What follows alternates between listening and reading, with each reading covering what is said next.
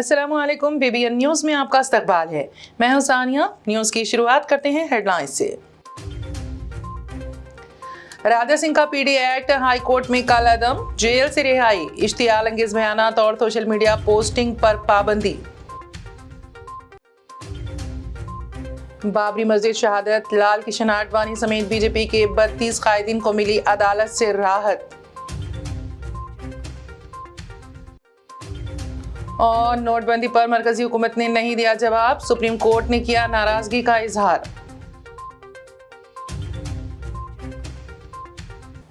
और अब खबरों की तफसील। BJP रुकने असेंबली राजा सिंह को तेलंगाना हाई कोर्ट से राहत मिली है। हाई कोर्ट ने PD एक्ट को कल अदम करते हुए फिलफूर रिहाई का हुक्म दिया। अहकामात के अंदरून चंद घंटे बाद ही राजा सिंह की चिरलापल्ली जेल से रिहाई अमल में आई।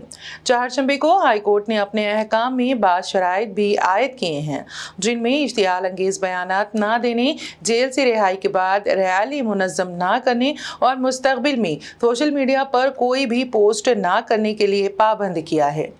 जस्टिस A अभिषेक रेड्डी और J श्रीदेवी पर मुश्तमिल हाई कोर्ट की डिवीजन बेंच पर राजा सिंह की PD एक्ट के तहत गिरफ्तारी के खिलाफ दरख्वास्त पर गुज़िश्ता चंद दिन से मुबाहिस जारी थे। फरीकीन के दलाइल की समाअत के बाद हाई कोर्ट ने 76 दिन से ज़ायद जेल में रहने वाले राजा सिंह को मशरूत जमानत पर रिहाई का हुक्म दिया है। वाज़ेह है कि पुलिस ने समाज में इश्तियाल अंगेजी और बदअमनी फैलाने के इल्ज़ामात के तहत 25 अगस्त को PD एक्ट के तहत राजा सिंह की गिरफ्तारी अमल में लाई थी और वो चिरलापल्ली जेल में थे। राजा सिंह के वकील रविचंद्रन ने PD एक्ट के खिलाफ दलाइल पेश किए और सुप्रीम कोर्ट के फैसलों का हवाला दिया। एडवोकेट जनरल ने बताया कि राजा सिंह के खिलाफ 100 से ज़ायद मुकदमात हैं। जेल से रिहा होने के बाद राजा सिंह अपने मकान वाक़े मंगलहाट पहुंचे।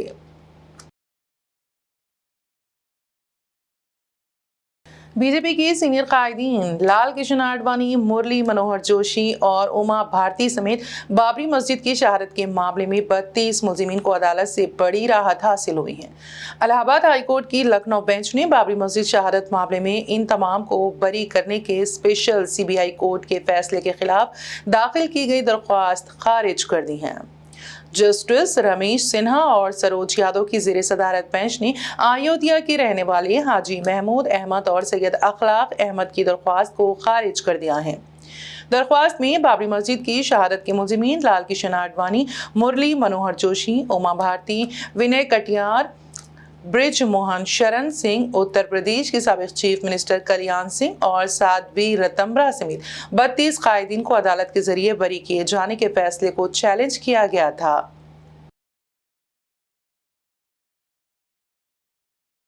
सुप्रीम कोर्ट ने एक बार फिर मरकजी हुकूमत और रिजर्व बैंक ऑफ इंडिया से 2016 के नोटबंदी के फैसले को चैलेंज करने वाली अर्जियों पर तफसीली हलफनामा दाखिल करने के लिए इजाफी वक्त मांगा है। चारशंबे को सख्त नाराजगी का इजहार किया।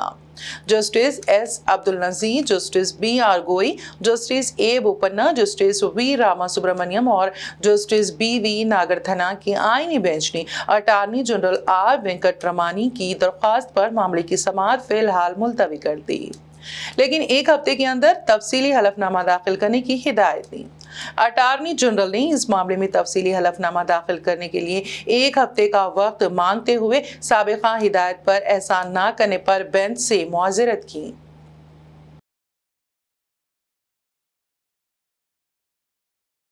फ्रांसीसी मॉडल और reality TV star Marine El Himer ने इस्लाम कबूल कर लिया। उनका कहना है कि ये लम्हात उनकी ज़िंदगी के निहायत ही खुशगवार लम्हात हैं। हिमर ने हफ्ते के रोज़ मक्का मुकरमा में वाक़े क़िबला काबतुल्लाह के करीब हिजाब के साथ अपनी तस्वीर शेयर की। इससे 2 दिन कबल उन्होंने इस्लाम कबूल करने का ऐलान किया। हेमा ने इंस्टाग्राम पर पोस्ट किया कि इन लम्हात के दौरान महसूस होने वाली खुशी और जज्बात की शिद्दत को बयान करने के लिए इतने मेरे पास अल्फाज नहीं हैं। ये एक रूहानी सफ़र है। मुझे उम्मीद है कि इंशाअल्लाह मेरी तरक्की और रहनुमाई जारी रहेगी। उन्होंने मज़ीद कहा कि ये क़ल्ब व रूह का इंतखाब है। मेरीन के इंस्टाग्राम पर 1.5 मिलियन फॉलोवर्स हैं।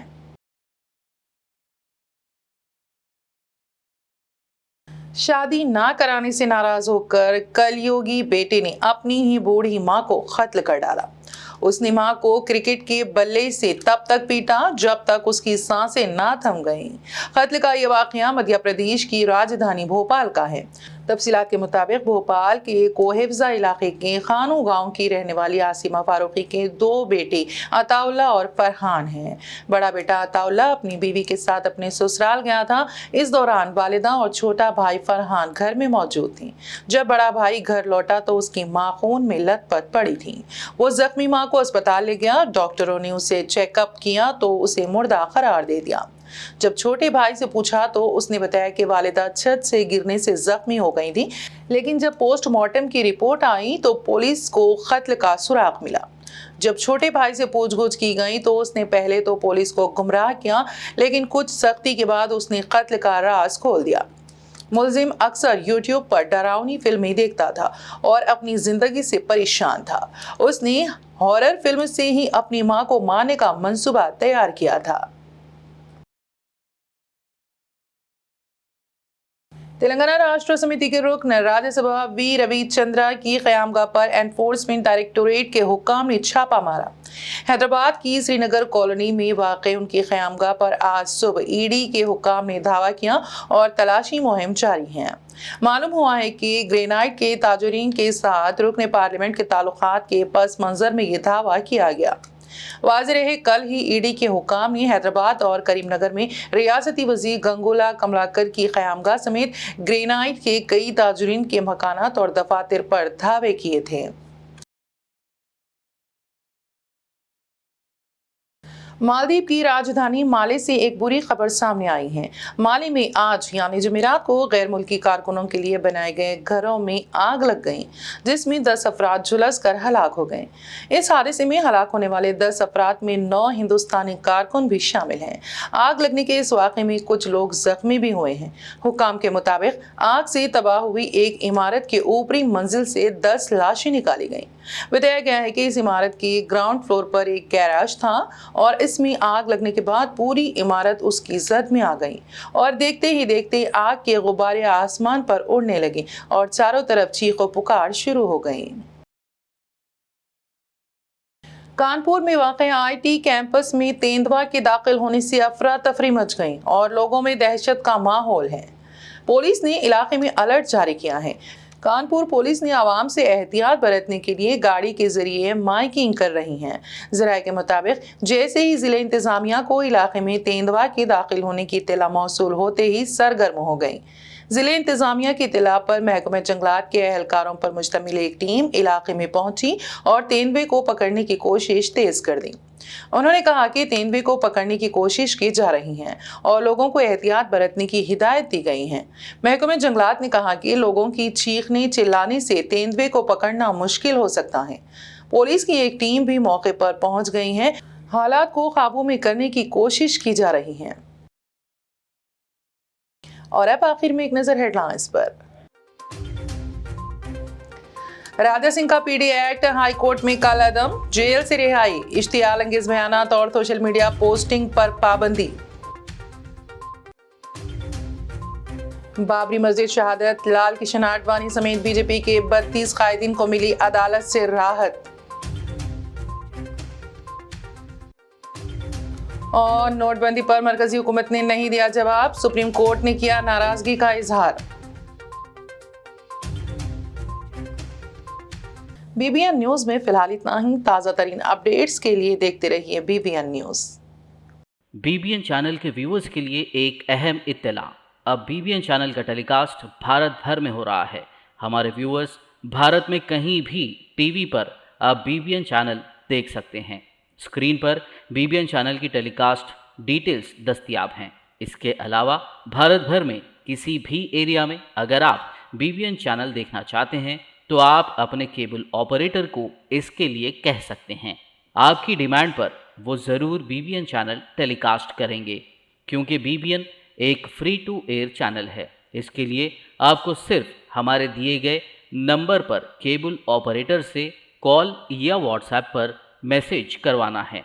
हम आपके केबल ऑपरेटर तक बीबीएन चैनल पहुंचा देंगे, जिससे वो आपके एरिया में टेलीकास्ट कर सकते हैं। इसके लिए चैनल की हमारी पूरी टीम लगातार काम कर रही है ताकि आप तक बीबीएन चैनल को पहुंचाया जाए। इसके अलावा बीबीएन चैनल को भारत भर में रिपोर्टर्स की ज़रूरत है। अगर आप सहाफ़ी हैं और बीबीएन चैनल से जुड़ना चाहते हैं तो आप भी दिए गए नंबर पर रब्त कर सकते हैं।